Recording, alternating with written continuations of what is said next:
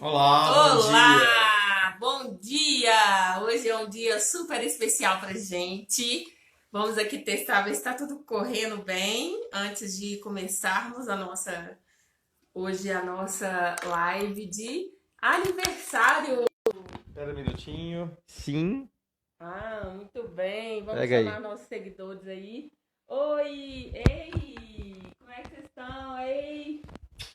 Peraí que a gente vai ver se tá tudo certo. Tá tudo certo. Vocês não estão chovendo agora, pode falar. Não, pode tirar isso aqui. Pode tirar? Ué, Pode mas... tirar, vamos tirar.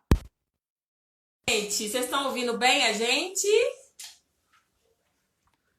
Fala aí alguma coisa pra gente. Se tá Herta, Fernanda, equilíbrio de Mila, vê se tá tudo certo.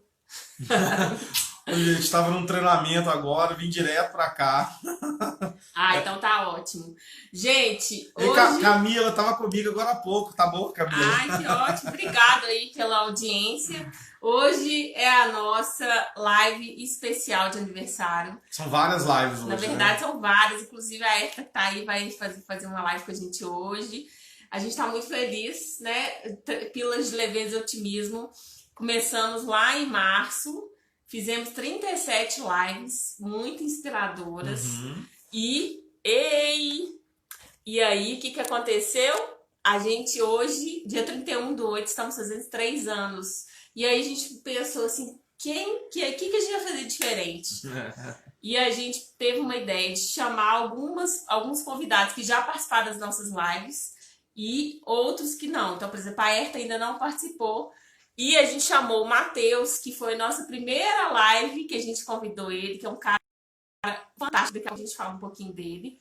E a gente queria chamar principalmente porque lá atrás a gente nem sabia como salvar lives, né? Era uma coisa nova, né, pra gente. E a gente não conseguiu salvar, a gente ficou meio desesperado, não salvamos Na live, verdade, desligamos. quando a gente começou, as lives nem podiam subir pro IGTV ainda. É, Não tinha esse exatamente. recurso. É, Então, assim, a gente deixava as lives 24 horas no Histories, mas depois a gente tinha que baixar um programa que pudesse fazer o download dessas lives. Era uma confusão danada. ei, Simone, obrigado por você estar aqui.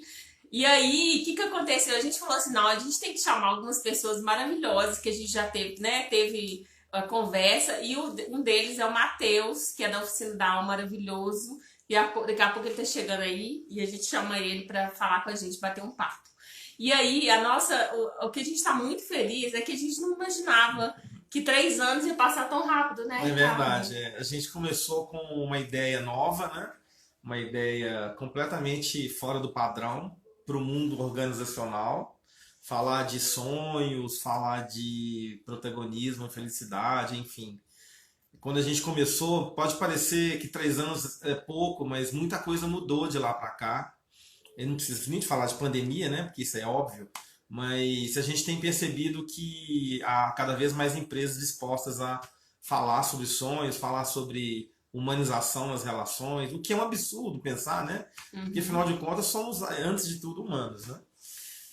Ah, o Matheus já chegou, vamos chamar Vamos, ele? vamos chamar o Vamos chamar ele, Matheus. mas antes eu só queria falar que o Matheus é um cara que super nos inspira, assim, a gente se conecta muito com o que ele fala, então assim, eu acho que cada vez mais as pessoas tinham que pensar nessa questão da espiritualidade e do bem-estar, da humanização, então a gente trouxe pessoas incríveis, o Matheus é É. uma referência pra gente, então a gente fica muito lisonjeado de ele estar aqui e a gente vai E chamar quando a ele. gente fala em autoconexão, né? O Matheus, para mim, é uma referência, né? Porque o trabalho dele nos leva realmente para dentro. Não, aqui, visualizar. Não, é aqui.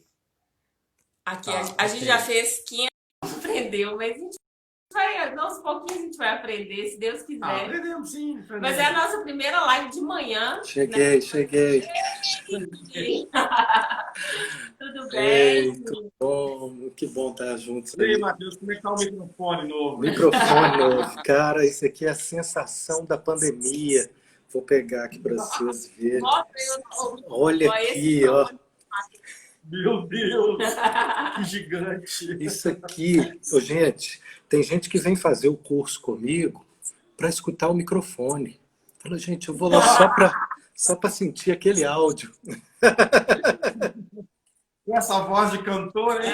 Essa voz de locutor, naquele microfone. Eu nem sei do que ele está falando, não, só fico ali escutando assim, ó. Mas, Deixa eu fazer uma pergunta aqui antes. Não. Pessoal, agora que o Matheus está aqui com a gente, vocês estão me escutando bem? Ou a nossa voz diminuiu um pouquinho? O que acontece Se de vez em quando É. ele tá usando o microfone, a gente não tá. Então pode ser que o nosso áudio fique um pouco mais baixo. Quem então, pode dar um feedback? fala aí pra gente se tá tudo ok. Ô, Matheus, uma coisa que a gente queria te falar, que a nossa primeira live estava tão incrível que a gente não sabia, assim, a gente queria ficar no limite do horário, e ligando, e não sabia salvar, então assim, a gente começou E foi tão boa, né?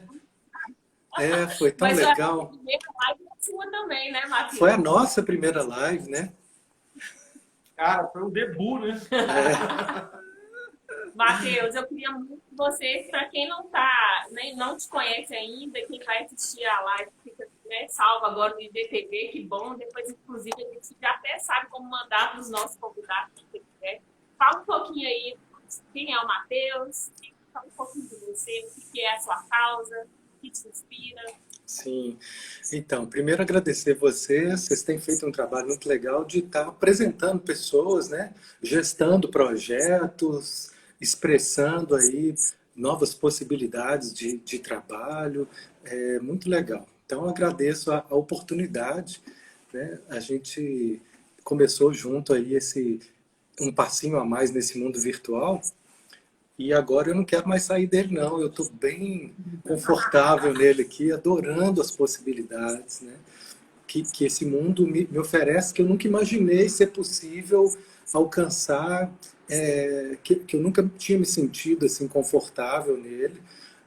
Eu sempre tinha muitos preconceitos e agora abriu essa fase, abriu isso tudo e eu acho que não tem volta. E, inclusive, isso, a gente se aproximando de muitas pessoas que antes não eram possíveis, né?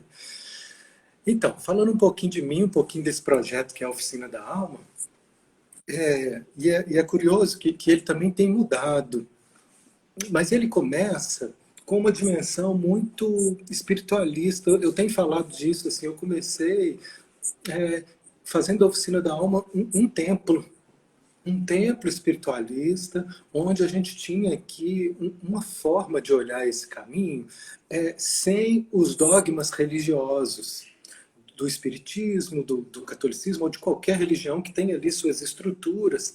A nossa proposta inicial, que pode parecer um pouco vaga para quem precisa dessas estruturas rígidas para se sentir seguro, porque tem uma vantagem nisso, né? É a segurança que isso traz. Né? Para quem está nesses caminhos, eu falo, não, aqui eu tenho a sensação de que aqui eu estou seguro, aqui eu estou salvo, porque aqui é só eu fazer, é só eu seguir essa cartilha aqui. E na oficina a gente não tinha essa cartilha. A nossa proposta é básica. Na última palestra eu falei isso, que eu acho que a gente pode resumir em 2 palavras: autoconhecimento e espiritualidade. E se eu tivesse que escolher uma palavra só, eu escolheria autoconhecimento. Então, olha como isso é abrangente, e isso pode tocar várias linhas de visão espiritualista e várias linhas de visão psicológica. E eu acho que todas elas têm um enriquecimento, todas as que a gente se identifica e vem trazendo, mas todas também têm um limite. Então, se eu me fecho em uma, a pessoa invasiva, isso são seres invasivos. Espera aí que eu vou pôr uma luta. Nós estamos mudando a etiqueta do mundo agora. Ligar é só banco para pedir empréstimo, né? Mas aqui, nós estamos então aprendendo a não nos fechar esses anos todos, a nos manter com uma proposta que tem essa base, o autoconhecimento. E assim, a gente vem adotando alguns textos, algumas filosofias de trabalho, que hoje eu acho que eu defino como 3 pilares. Poderia ter mais, pode ser que daqui a pouco a gente busque apoio em mais um, mas hoje são 3 pilares. Um deles é o Patchwork, que é um caminho que eu sou estudante, eu estou me formando para poder oferecer grupos de aprofundamento nessa metodologia de desenvolvimento interior, que é um trabalho riquíssimo, que ele já une a psicologia e a espiritualidade.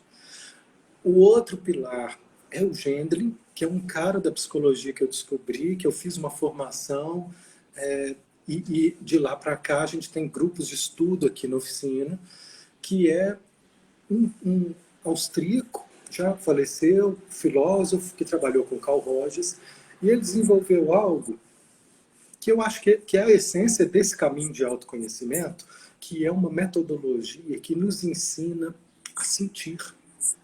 A gente vai estar dando uma oficina essa semana, são 3 encontros, só sobre esse passo a passo no caminho do sentir, da gente fazer contato com o sentimento, da gente começar a utilizar do corpo e das sensações para poder obter informações acerca da nossa experiência.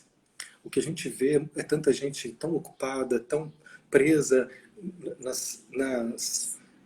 nos pensamentos, nas metas, e eu fico vendo vocês que trabalham mais no campo empresarial, não é? E eu vejo uma fala muito comum nesse campo empresarial, que são metas e motivacionais e metas a serem atingidas. Não sei como vocês enxergam isso, mas quando o Ricardo fala de uma proposta de humanização nesse caminho, a gente vai precisar sondar o nosso sentir, porque nós não somos máquinas que fazem uma programação e sai forçando o sistema para poder atingir a realização. Às vezes, essas metas elas estão em desacordo com a nossa natureza, com a nossa necessidade interna, e eu não consegui ainda perceber isso. E aí não entendo por que eu não estou avançando, por que eu não estou conseguindo dar passos, porque eu estou em desacordo comigo. Então, é sentir exatamente assim, o que é que eu realmente sinto, qual que é a minha verdade, para que eu possa investir em passos que estejam mais de acordo comigo. Isso, a focalização do Gendlin nos ajuda muito a aprofundar no sentir de tudo que a gente faça. Seja um caminho de desenvolvimento profissional, de desenvolvimento interno, seja de um trabalho de desenvolvimento espiritual. Então, eu usei desse trabalho da focalização para abrir um grupo chamado Evangelho Sentido. É um grupo que ele está aberto há 4 anos, e agora com a pandemia ele também aumentou, então tem gente do Brasil que chega, que seria inacessível aqui, nas terças-feiras, está aberto ao público 7h30 da manhã, e aqui a gente ficou anos recebendo 15, 20 pessoas, e hoje virtualmente a coisa quadriplicou de tamanho, e chega gente de fora, e tem uma circulação. Eu acho isso muito legal, a sala fica aberta do Zoom, e lá então a gente utiliza dessa focalização, desse passo a passo para o sentir, para que a gente possa se permitir ser afetado pelas palavras lidas do Evangelho. Em vez de pensar sobre isso, de explicar isso, de querer criar qualquer tipo de doutrinação teológica, não, é só se permitir sentir o efeito corporal de ouvir essas palavras. Então, um caminho diferente que volta para nós, o tempo todo para nós. Essa é a focalização, e ela tem várias possibilidades, hoje a gente usa ela assim. E por último, o pilar, eu diria que é a visão sistêmica, conhecida como constelação familiar, mas muito além do trabalho de constelação, o olhar sistêmico, que ele também existe um olhar sistêmico para as empresas, um olhar sistêmico para a família, para a nossa sociedade. Sem esse olhar sistêmico, às vezes a gente se perde cego num problema que a gente acha que é individual, mas ele fica claro quando a gente abre a compreensão para esse todo. Um exemplo na área empresarial desse olhar sistêmico, vocês também podem acompanhar às vezes alguma empresa em que se contrata uma pessoa nova e ela chega com uma experiência diferenciada que fez a empresa contratar às vezes uma pessoa nova, mais jovem, com cursos específicos que interessa para a atualização daquela empresa, mas ela chega sem ter, às vezes já chega num cargo acima, porque ela tem uma especialidade, e chega, às vezes, sem ter a devida consideração por aqueles que já estavam lá antes. O que vai acontecer é que vai provocar uma desordem no sistema empresarial, porque ali funciona com ordens, com uma hierarquia, com um respeito de leis psíquicas, humanas, que Bert Hellinger foi descobrindo. E quando ele nos dá, então, alguns caminhos de percepção, a gente pode encontrar um formato de uma maior compreensão de conflitos que individualmente fica parecendo assim, não, fulano está implicando só porque ele é novo, só porque ele está ganhando mais. Não, às vezes não é isso. É pelo desrespeito que chega, seja pelo o diretor, da forma com que ele traz, ou seja pela pessoa que já chega também cheio de imposições, sem considerar o que na constelação familiar a gente chama de lei de hierarquia. Qual é? Aqueles que vieram antes, eles têm uma precedência. Não é que eles vão mandar, mas é que eles vieram antes, eles precisam de uma consideração e de um respeito. Se eu puder ter esse respeito por eles e honrar aqueles que vieram antes, eles construíram a base daquela empresa para que ela estivesse ali a meu dispor agora. Se isso não puder ser considerado, eu vou estar desconsiderando a própria empresa, as próprias raízes, e aí nós vamos ver conflitos. Então, seja isso assim no mundo empresarial ou na família, quando a gente vê essa ordem sendo rompida, quando a gente vê filhos, por exemplo, querendo fazer pelos pais, querendo salvar os pais, querendo dar direção para a vida dos pais. Né? É como um funcionário pequeno querendo mandar no dono da empresa. E aí e às vezes o dono acaba permitindo, e aí vira um caos. Nós ficamos em desordem. Então faz parte da ordem o filho voltar para o lugar dele e saber, não, a gente pode fazer pelos que estão na frente de nós, os nossos filhos, a gente pode fazer pelo nosso trabalho, mas por aqueles que estão lá atrás, é arrogância. Bert Hellinger fala, a gente querer salvá-los, a gente querer mudá-los, a gente querer ensiná-los a viver nesse sentido. Não é que a gente não possa prestar um apoio, principalmente quando nossos pais vão ficando mais velhinhos, é natural que a gente preste apoios, mas eu estou falando não é disso, eu estou falando de querer coordenar a vida deles, é de querer às vezes parar a nossa vida para ficar em função, é de querer, nesse sentido, é um desrespeito. E aí fere uma ordem do sistema e aí cria um caos para o casamento das pessoas, um caos para a vida profissional que às vezes não anda, ou as coisas ficam tortas e a gente não vê aonde que está perdendo energia. Está perdendo energia ali. Então essa é uma visão sistêmica. Isso nenhuma das outros olhares me traz, do Petok nem do Gendre. Então cada um vai dar um olhar, cada um vai trazer uma contribuição, né? Então eu vejo a oficina hoje como um núcleo terapêutico, ecumênico, que traz um diálogo entre a psicologia e a espiritualidade. Então a gente tem várias atividades e agora a gente está dando um passo diferente, Ricardo, que eu acho que tem a ver com os seus também. Assim, vocês já têm o trabalho de vocês, ele foi para o virtual agora, mas ele já acontecia há anos, né? E agora a gente passa a ter um outro tipo de expressão. Assim, a oficina, quando eu falava de um monastério, é porque nós ficamos anos fazendo coisas aqui sem falar para ninguém. Pouca gente sabe, e eu tenho falado isso para que eu também possa entender, porque eu esqueço. Ano que vem nós fazemos 10 anos de oficina aberta ao público. Mas isso não aparecia. Por quê? Não falava.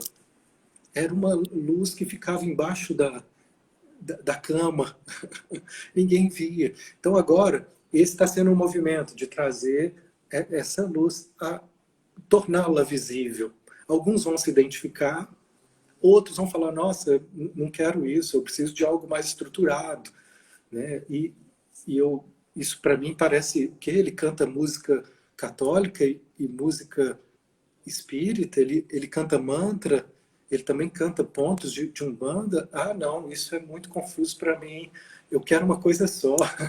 Eu me sinto seguro só com as músicas católicas. Se misturar a música evangélica com a católica, minha cabeça... Então, algumas pessoas vão sentir que é demais. Outras pessoas talvez vão dizer, puxa, adorei essa abertura.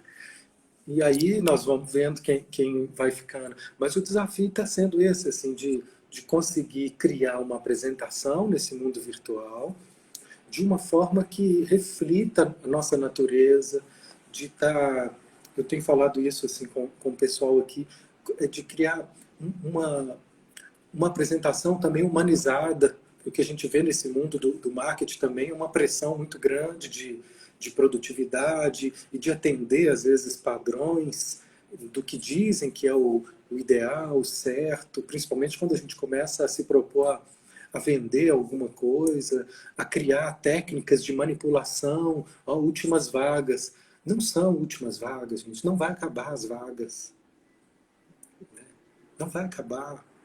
Por que eu vou falar isso? Só para poder... São gatilhos que eles usam de manipulação. Tem outros também que eu acho assim, imperdível. Não, gente, é perdível, sim. Todo mundo pode perder. Né? Claro que é perdível. Imperdível. Tudo, até a vida é perdível. Meu curso não vai ser imperdível. Então, eu tenho ficado atento assim, aos detalhes, para que a gente possa estar sendo o máximo coerente possível com a natureza da vida, com a verdade, para que eu possa me sentir confortável e continuar dando passos. Né? Caso contrário, eu vou trair minha natureza. Aí meu amigo que falou isso, Matheus, a Oficina da Alma ela pode continuar sendo um monastério e ao mesmo tempo ser uma empresa. Isso para mim parecia um conflito. Porque falar em dinheiro, tem uma ética espírita, né, que eu venho atualizando ela para o espiritismo, nada disso podia, só que é isso, nós temos um aluguel para pagar aqui, eu estou com uma casa vazia, nós estamos há quantos meses de pandemia? 5 meses? 5 meses, casa vazia, pagando aluguel, né, tudo, né, se paga, custos, família, vocês têm filhos, a gente tem... Então, antes, os mosteiros, a ordem financiava, né? O centro espírita tem colaboradores, a igreja, a Santa Madre, ela segura ali os recursos para os padres. Aqui a gente tem que desenvolver um formato, e é possível, isso que eu tenho apostado, e eu vejo vocês também nesse caminho, de desenvolver um formato onde a gente possa trabalhar uma linguagem que considere essa necessidade, né, da circulação do dinheiro, mas sem nos perdermos nisso, sem perder nossa naturalidade, nossa humanidade, mantendo a essência da nossa proposta. Isso, para mim, está sendo uma atualização, não está pronto, mas eu me vejo dando passos. Num primeiro momento, quando isso começou a surgir, isso me atordoou, porque eu senti que eu estava traindo algo sagrado em mim. Mas depois eu comecei a me abrir e ver, não, o mundo pede atualizações e a gente pode fazer isso sem ficar numa postura manipuladora, exploratória. Ei, Gabriel, ei, Nina, chegaram aí. Então, eu acho que esse é o desafio do momento, né? Não sei como é que vocês olham para isso também. Então, Matheus, eu achei que você falou uma coisa incrível, que é o que realmente a gente conversa aqui frequentemente.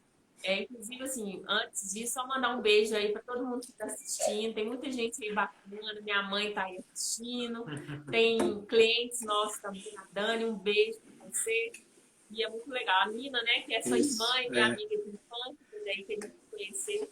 E, Matheus, é uma coisa que eu acho, assim, que é um desafio mesmo. A gente fala de sempre, frequentemente, como que a gente vai mostrar para o mundo o que a gente está fazendo, para não ficar só assim, né, boca a boca, porque a gente precisa se manter também. A gente sabe que a gente faz um trabalho legal, Para quem não conhece a Gestores de Sonhos nasceu para mudar a forma como as empresas cuidam das pessoas. Então, atualmente, a gente está se posicionando como um hub de conscientização e conexões. É isso que a gente faz melhor. O Ricardo é especialista em conscientizar as pessoas, eu sou ótimo em conectar.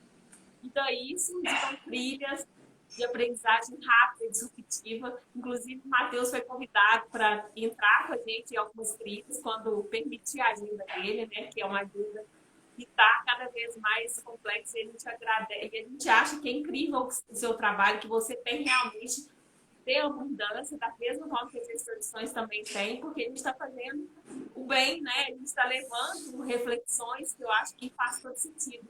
E sair da questão do marketing digital, não entrar nesse caminho que não faz parte da essência, eu acho que é uma grande uma incógnita, né, Ricardo? A gente sempre fala, será que a gente tem que ir por esse caminho ou não? Não faz parte da nossa essência, mas como que as pessoas vão saber o que a gente está fazendo? Então, assim, eu acho que é um desafio. O que você acha, Ricardo? A gente conversa muito sobre isso, Matheus. E quando você falou desse dilema seu, né, de não profanar o sagrado, trazendo essa questão do luto, do dinheiro, eu acho que o mundo faz parte da nossa existência. Ele precisa acontecer, né? Eu realmente acredito que ele pode acontecer como uma consequência natural e não como um fim em si mesmo. Uhum. O grande problema do lucro é um fim em si mesmo. Sim. Né? E não como uma consequência natural de um trabalho bem feito, um trabalho onde há respeito dentro da empresa, um trabalho onde as pessoas conseguem ser minimamente elas mesmas, já se sentem bem, né? Já se sentem respeitadas, valorizadas, independente do que você está. Então, isso que você falou aí me fez refletir muito. Porque de uma forma também diferente, a gente também faz um trabalho de evangelização, porque a gente leva para as empresas um olhar ao qual elas não estão acostumadas, elas foram meio que treinadas para agir no automático. E estimulando produtividade. Isso. Então a gente acredita que produtividade e o lucro, eles vão vir como uma recompensa natural quando há uma consistência, quando há um respeito entre as pessoas. E a gente está conseguindo provar isso. Isso é que é o mais legal. Empresas que têm feito esse trabalho têm conseguido resultados fora do normal. E isso é bom. Uhum. Então, assim, eu digo para você, Matheus, que vale a pena misturar esses mundos, porque são um mundo só. Né? E fazer esse trabalho nessa perspectiva do cara evoluído como você é um presente para o mundo, porque o mundo precisa de pessoas como você. Então, abnegados, né? Nesse trabalho de evangelização. E quando eu falo evangelização, também não falo de maneira, não de maneira estrutural, mas de pura conscientização. Sim, de trazer uma boa notícia, né? O evangelho significa boa notícia. Eu tenho uma boa notícia para você. A boa notícia é que você pode estar mais perto de si mesmo, que você pode fazer contato com seus sentimentos e que nesse contato você pode encontrar alívio e liberdade. Essa é a boa nova, esse é o evangelho que eu venho pregando aqui. E é isso, Ricardo. A gente tem um projeto aqui que pouco aparece, eu vou começar agora a divulgar, tenho começado a pedir ajuda para isso. A gente divulga ele pouco. É um projeto que chama Terapia para Todos. Nós temos aqui há 7 anos, 6, 7 anos, que nós temos grupos de estudo que eu coordeno com psicólogos e terapeutas que vêm fazer esses grupos e aqui eles estudam toda semana, um dia teoria, outro dia prática. Toda semana, 2 horas por dia, e daqui eles vão se preparando, já são formados, mas nós estamos aprofundando nesse caminho do sentir, da focalização. E aí eles se dispõem a estar atendendo nesse projeto. Uma parte da agenda deles é aberta para estar recebendo pessoas que chegam e precisam de terapia e não podem pagar o valor de mercado. Então eles passam a atender e essas pessoas serem atendidas aqui pelo projeto. E aí, assim, os terapeutas vão, né, circulando mais a agenda deles, as pessoas que chegam vão recebendo esse recurso de poder ter um profissional à disposição com um valor acessível, e a oficina também, ela vai ganhando, né? E todos ganham. Então, esse é um projeto que todos ganham. É um projeto maravilhoso e que ele fica, às vezes, oculto. Quem não procura lá nas coisas da oficina não vai achar, porque eu pouco falo. Então, é um projeto lindo que só faz o bem, que ajuda a todos os que estão envolvidos, mas que, se eu não mostrar, quem vai saber? Então, esse é o desafio da gente estar aprendendo a mostrar de uma forma que seja... que não fira, que não esteja em desacordo com o que a gente faz. É uma coerência. Antes eu achava que quem estava mostrando ou queria aparecer ou queria dinheiro. E aí todo mundo que... sabe? Hoje eu vejo que tem gente que quer aparecer mesmo, tem gente que quer dinheiro mesmo. Eu olho para ele, eu vejo na pupila dele ali os cifrões, né? Eles me veem como um número, mas não é só isso. E é isso que eu estou aprendendo, que eu estou rompendo. Rompendo esse preconceito que eu tinha de que essas coisas não podiam ir juntas.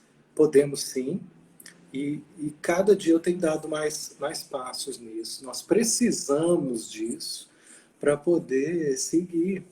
E é uma coisa que eu acho que pode ajudar para todos. Depois você fala desse negócio de evoluído aí, minha esposa está assistindo aí, ela vai te contar melhor sobre o evoluído. Ela adora ouvir falar assim, Mateus, né? Você deu sorte, o marido, ele é tão calminho, né? É a coisa que ela mais gosta de ouvir, porque ela sabe o que é a convivência comigo. Que na prática, o evoluído é aquele capaz de perceber as suas involuções, as suas imaturidades, as suas dificuldades, as suas imperfeições. O guia do Petro, que ele nos dá cada sacada... Ah lá, já está rindo aí. Ó. Depois é porque ela está concordando. O guia do Petro que diz assim para nós, ele tem umas sacadas, ele fala assim, a humanidade poderia ser dividida em dois grupos. Um é aquele grupo que já é capaz de ter consciência da sua negatividade, das suas criações negativas. Nós somos seres que somos criativos, o tempo todo nós estamos criando. E dentre essas criações, igual que vocês estão fazendo agora com a gestão de sonhos, eu aqui com a oficina, nós estamos criando algo... Caiu, pronto. Tá tudo bem, antes a câmera do que nós. A gente está criando algo... Vou esperar vocês... Deu? Poder?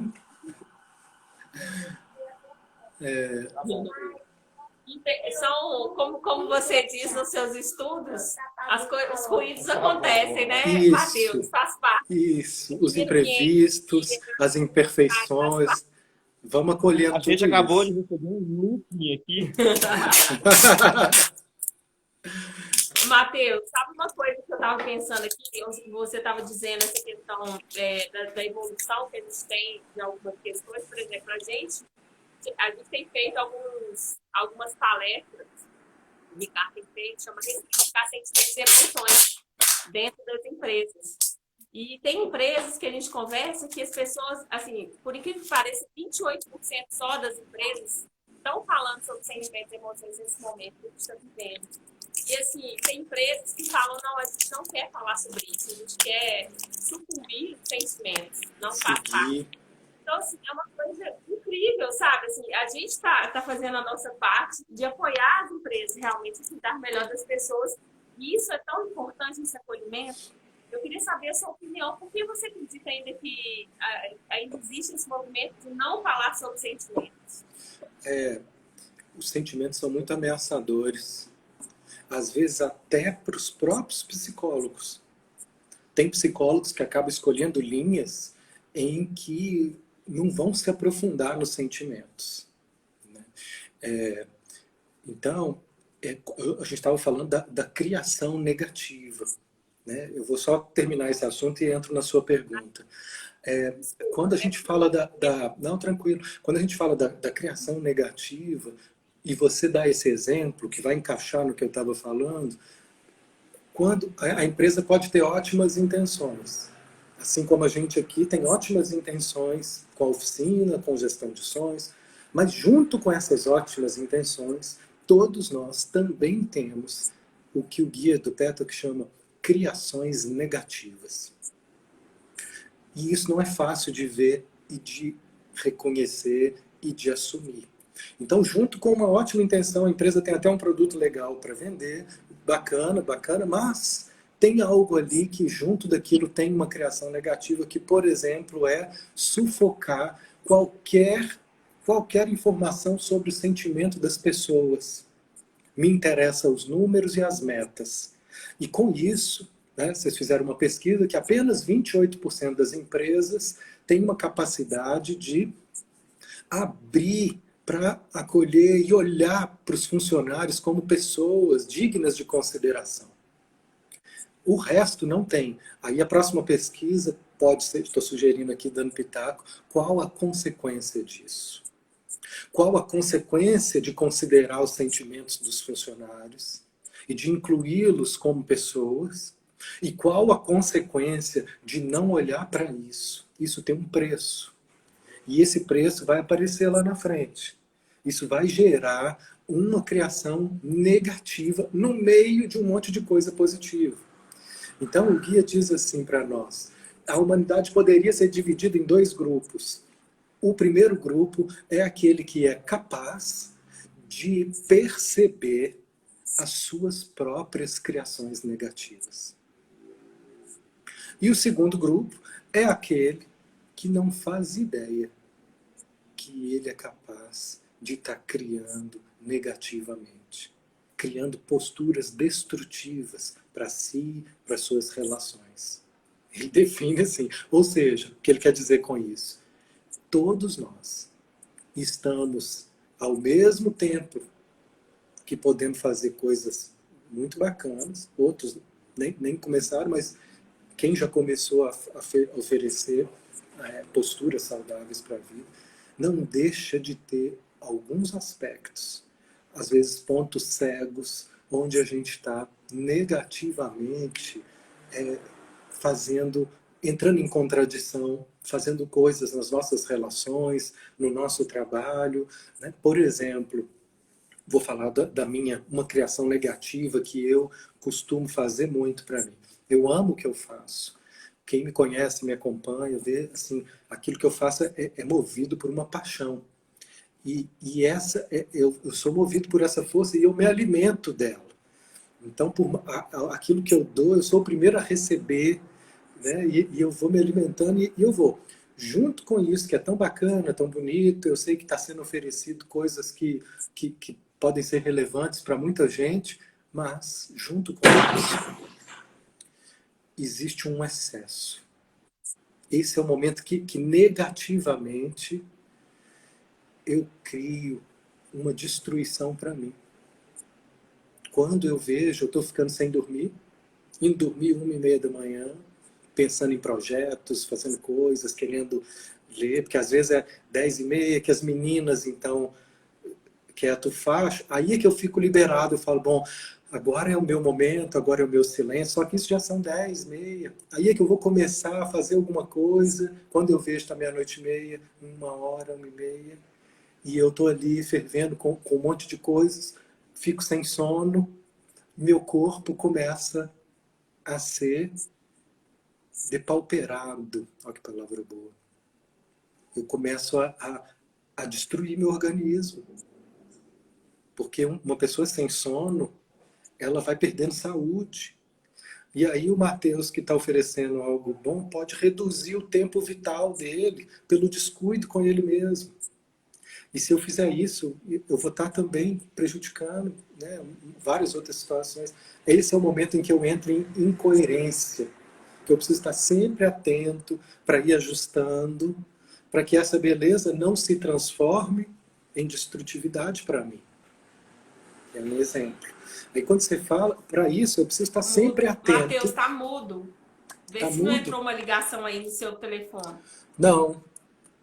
Tá mudo para outros também? Não? Pera aí. A gente ficou sem te ouvir uns 5 Deus. Aí, fala de novo pra ver se a gente tá ouvindo. Tá ouvindo eu? Não. Não? Nada? Pessoal, dá um feedback pra gente aí. Vocês estão ouvindo o Matheus? Estão ouvindo a gente? Tá ouvindo. Ficou mudo. Você tá ouvindo, Dai, você tá ouvindo a gente? Não, a Aqui gente tá não tá ok. te ouvindo, Matheus. Fala aí de novo. Eu tô falando. Olha lá, aí Carmen, Dani, estão ouvindo, todo mundo ouvindo. Eu acho que ficou para vocês, então. Vocês não perderam nada, né? Só vocês dois que A gente não perderam. tá ouvindo. Eu tô ouvindo você, Laura. Pode Ok. falar, Matheus, pra gente Tá, vou ver se a falar. gente escuta. Então, tá escutando agora? Ué, de uma hora pra outra. A gente vai te chamar de novo aqui, Matheus, só um minuto. Só pra vocês ver. que não estão ouvindo.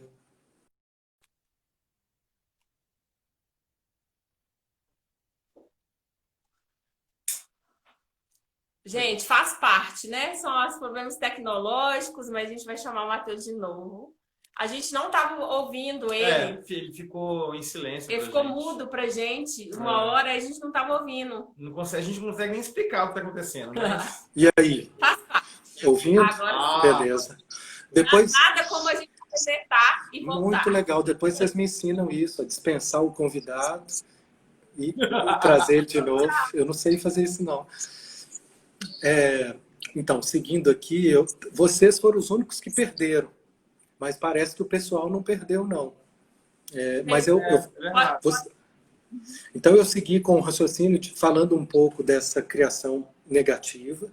E aí, nesse progresso de desenvolvimento psicológico, espiritual, dentro do caminho que a gente segue aqui, o que a gente vai aprendendo não é só a ênfase em fazer o bem, mas a ênfase também em reconhecer a nossa capacidade de fazer o mal. Mesmo que não seja uma atitude deliberada, consciente, racional. A gente faz devido aos pontos que eu ainda não tenho clareza a meu respeito. Quando eu vejo, eu estou criando excessos e me destruindo. Foi isso que eu falei a meu respeito, de uma criação negativa que eu estou sempre fazendo comigo, que é nesse meu jeito apaixonado de fazer. Eu erro a mão quando eu vejo eu estou criando excessos e me desfavorecendo, né, e criando posturas que não são saudáveis para mim, entrando em incoerência. Aí, se eu estou atento a mim, eu vou perceber isso e vou podendo fazer ajustes.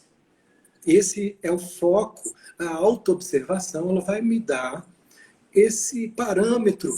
Se eu tiver o tempo inteiro fazendo esse check-in interno. Como é que eu estou?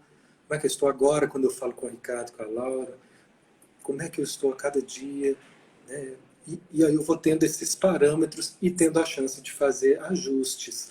E esse trabalho, Laura, pouca gente quer ter. Quando você fala dos 28% que cuida das pessoas, eu não sei quantos por cento, mas é uma porcentagem muito pequena das pessoas que hoje olham para si mesmas. Está aumentando, e eu acho que isso faz parte de uma transformação que vem anunciando uma nova era daqui a alguns séculos, não tem pretensão que seja tão breve, mas nessa nova era são pessoas mais autoconscientes, pessoas mais autorresponsáveis, pessoas que têm uma capacidade maior de se perceber e de se conscientizar do que está me movendo nessa ou naquela direção. Eu conheço pessoas muito bacanas que estão fazendo um trabalho lindo, mas elas não percebem que às vezes elas começam a ser movidas por uma rigidez. Aí, em vez de provocar união, elas estão provocando separação. Sem querer, sem perceber, achando que estão sendo movidas por algo que é certo, mas em nome do que a gente acha que é certo, a humanidade já fez guerras mundiais e já matou milhares e bilhares de pessoas. Por quê? uma convicção rígida, obstinada, em querer impor aquilo que eu vejo como certo. Na melhor das intenções, eu crio um caos. Na melhor das intenções. Por não se ver, por não ver que junto com aquilo que é bom, tem algo que está em desarmonia. Então, reconhecer isso não é uma tarefa simples. Todo mundo quer ser bom, quer ser inocente. E aí é um caminho que rasga essa autoimagem idealizada que nós temos. Então, ir para esse, quando você fala assim, Mateus, por que as pessoas têm tanta dificuldade com o sentir? O sentir, ele nos coloca em contradição com o que a gente acha que é. As pessoas, às vezes, não estão acostumadas a se verem como frágeis. E elas se acham fortes, ou elas querem se ver fortes. Aí, quando chega um sentimento de insegurança, você acha que elas vão lidar com esse sentimento com harmonia, com gentileza ou com repressão? Elas vão reprimir, aquilo vai ser visto como uma ameaça para ela continuar mantendo aquela autoimagem. Ou ao contrário, se temos algumas pessoas que têm um sentimento de religiosidade muito forte, que eu sou, faço bem, sou muito bonzinho, eu sigo os protocolos aqui da minha igreja, do meu centro espírita, sigo as cartilhas do bem. E aí, quando chega sentimentos de inveja, de egoísmo, de orgulho, de vaidade, como que ela lida com isso? Isso vai ter boas-vindas e eu vou dar um espaço para que eu possa trabalhar isso, compreender isso, ou isso também vai ser reprimido? Então percebe como que pode ser muito ameaçador esse universo sentido, porque ele vem trazer para nós informações acerca da nossa experiência que não respeitam as leis morais. A alma ela é imoral. Os sentimentos eles são imorais. E isso a gente não está acostumado. A gente quer estar certo, ser certinho e fazer. E quanto mais rígido eu sou em querer ser legalista, fazer tudo certo, ser sempre bom, quanto mais rígido eu sou em querer estar certo, mais difícil vai ser acolher meus sentimentos. Porque, na verdade, nós não temos controle do que a gente sente. A gente tem controle do que a gente faz com isso. E uma das formas é reprimir, outras das formas é extravasar. E se eu estou com raiva de você, aí eu extravaso e te xingo e te vomito. É uma outra forma desequilibrada de lidar, que eu não sei lidar com essa raiva. Então eu reprimo ou eu posso vomitá-la. São formas desorganizadas que todas elas vão gerar destrutividade, vão gerar separatividade, vão gerar adoecimento. Porque eu ainda não sei lidar com essa raiva no sentido de permitir que ela tenha um espaço para que ela possa ser sentida. Estou com raiva, Ricardo. Estou com raiva. Eu não consegui lidar com aquilo que você me falou, aquilo ali me ferveu, eu ainda não estou sabendo lidar com isso, nem sei por que isso me desestruturou tanto, mas eu quero que você saiba disso, eu preciso de um tempo para lidar, mas é o que eu estou sentindo agora. Se eu for falar com você agora, eu não vou conseguir ter um bom retorno, eu estou digerindo isso aqui, e aí então eu vou me permitir um tempo para digerir, para olhar para isso, e aí sim depois eu posso chegar de uma outra forma e dizer, olha, essa forma, toda vez que você fala assim, desse jeito comigo, com esse tom, como se você estivesse me dando uma ordem e não estivesse me dando nenhuma saída para que eu possa ser escutado, nessa hora eu me travo e me dá uma raiva e eu tenho vontade de sumir da sua empresa. Veja, eu não te agredi, eu não fui hostil, mas eu acolhi meu sentimento e trouxe ele para a nossa relação, para que a gente possa cuidar da nossa comunicação. E se isso então é possível, a gente avança. E aí, se você também pode reconhecer a sua negatividade, estou te colocando como um diretor autoritário da empresa, tá, Ricardo? Aí você vai poder dizer assim, Matheus, eu percebo que às vezes eu erro a mão, e quando eu começo a ficar com medo que a empresa possa estar, né, perdendo, eu vejo que eu fico rígido e começo a ser agressivo. Eu faço isso com os funcionários, eu também faço isso na minha casa. Algumas pessoas já têm reclamado isso no respeito. Eu sinto muito que naquele dia não foi possível falar de outro jeito. Mas vamos lá, o que eu queria dizer mesmo é que eu estou preocupado e que eu fiquei com muito receio da gente estar se perdendo. Então, podemos tentar olhar para isso. Olha, aí traz um alívio para a relação e a gente pode seguir. Porque as duas partes foram capazes de lidar com a negatividade que surgiu de uma interação em conflito. Agora, se a gente entra numa ideia de um tá certo e o outro errado, nós vamos ter sempre uma guerra que vai estar criando separatividade o tempo todo. Então, olhar para os nossos sentimentos é aceitar que nós somos, Laura, seres contraditórios. Quem aí está disposto a se assumir como um ser contraditório? Levanta a mão aí. Né? É isso. Esse é o nosso desafio como pessoa, em tudo que a gente fizer. Nós vamos estar levando algumas contradições. Né? Como assim? De perceber que aquilo que eu prego como ideal não é aquilo que eu dou conta de sustentar na prática o tempo todo. Eu vou me trair. Né? Eu gosto de ver o Evangelho como uma passagem. A Gisele levantou a mão também.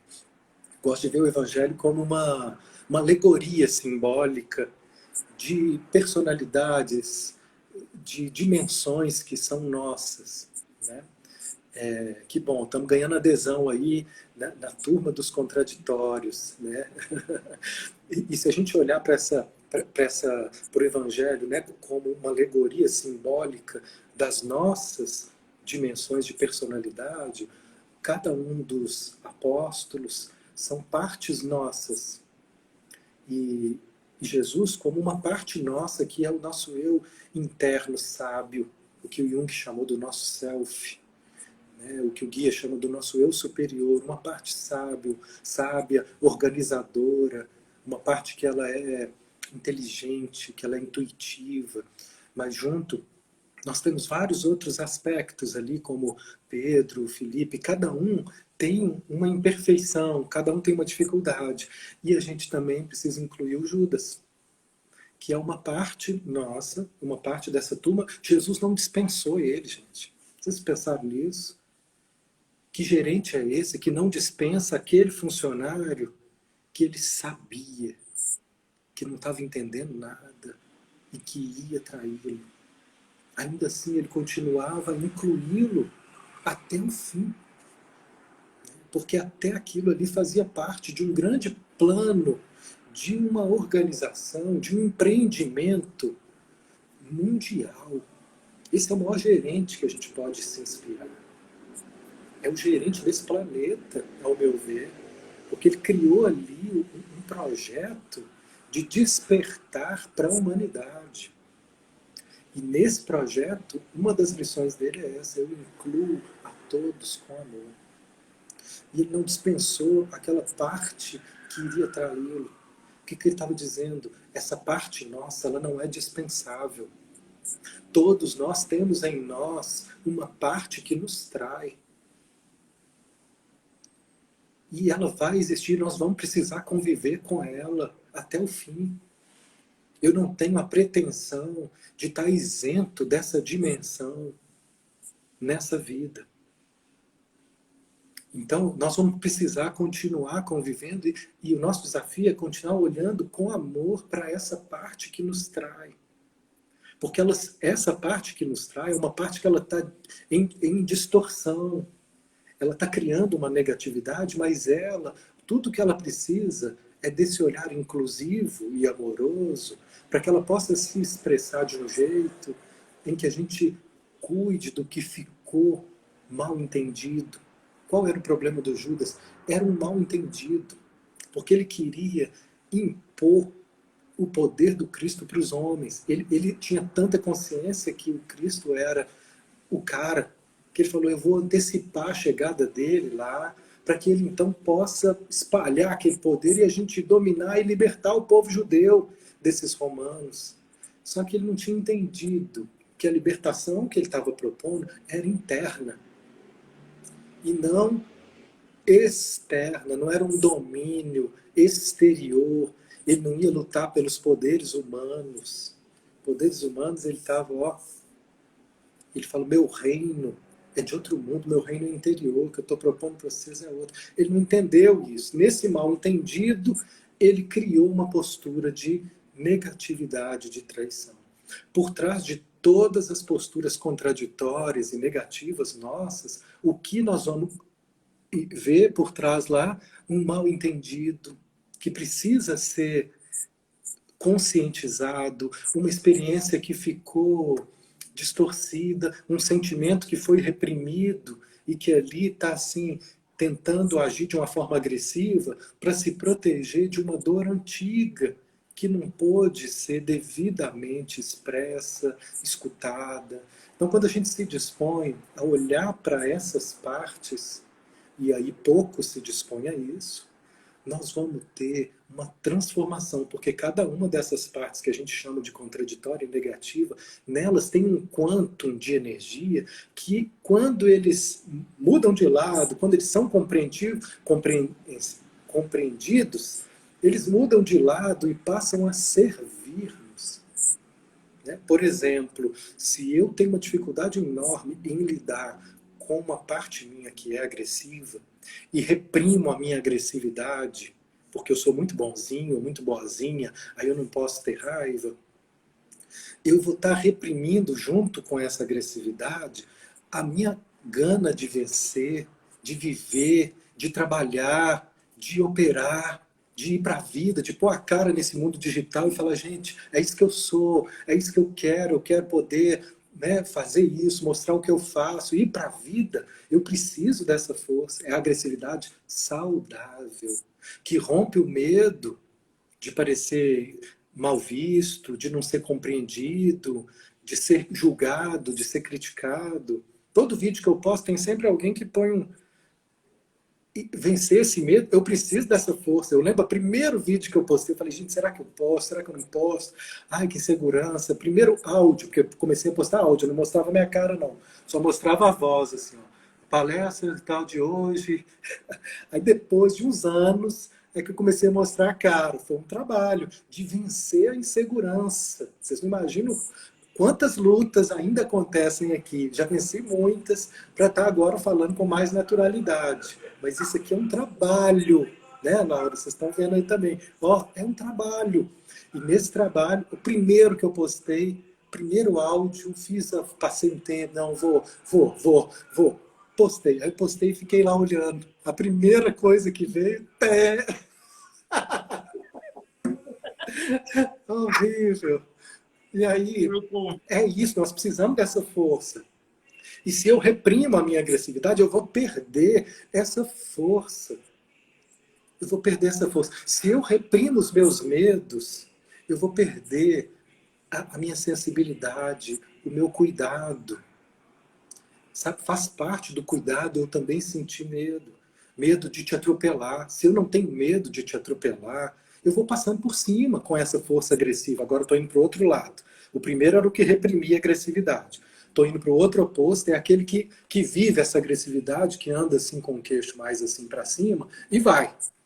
E aí ele vai, só que ele reprime a insegurança, ele reprime a parte que é frágil, que se sente insegura, e aí ele não tem freio, é uma carreta sem freio, e sai atropelando todo mundo e machucando um monte de gente, impondo a verdade dele. Ele não tem problemas em se colocar, em ir para a vida, mas ele tem problemas em ser cuidadoso. Porque ele não consegue ser cuidadoso com ele, com essa parte que parece trazer uma contradição, que ao mesmo tempo que ele é forte, é tão importante, dá tanto valor em ser seguro, eu também sou inseguro. em vários momentos, em vários aspectos. Né? Matheus, eu tenho uma péssima notícia. Vai cair a nossa live em 20 segundos, mas dá pra gente voltar só para você dar os finais, porque a gente não quer perder isso, inclusive eu quero ter vários minutos de focalização. Ah, legal. Mas a live, a gente vai encerrar aqui, gente, mas a gente vai retomar para o Matheus dar os... Continua com a gente que tá valendo a pena demais. Continua. Só